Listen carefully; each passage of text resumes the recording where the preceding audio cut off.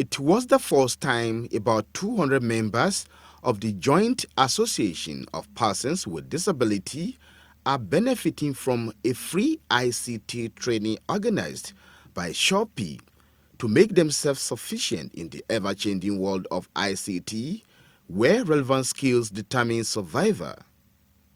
For the members of the association, it was a well-conceived initiative. I'm very glad that this time around we're involved.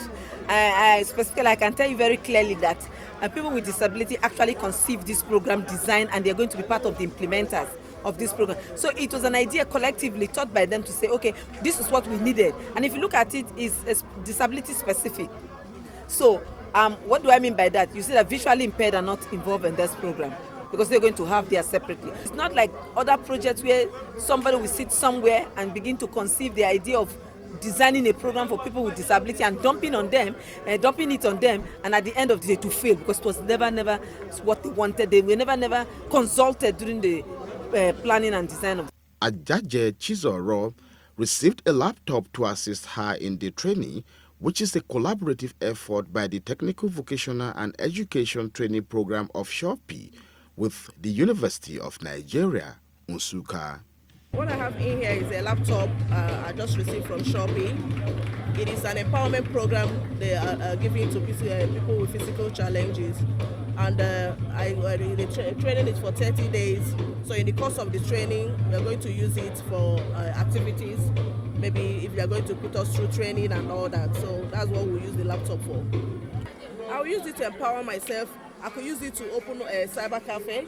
I could use it to do some agency booking, airline bookings, which I can do via internet with the laptop. So as such, I'm empowering myself. The chairman of Shopee, General Martin Luther Agwal, said physically challenged persons in the other parts of the country will benefit from the program, which is in phases. This one will run for about 6 weeks. Depending on what group, what skills we want to impact on these groups, decide the period and the venue. But the whole thing is being coordinated by the University of Nigeria, Nsukka. At the end of this training, every person that have successfully completed the course will have the laptop, the modem, and everything that will set them on the path.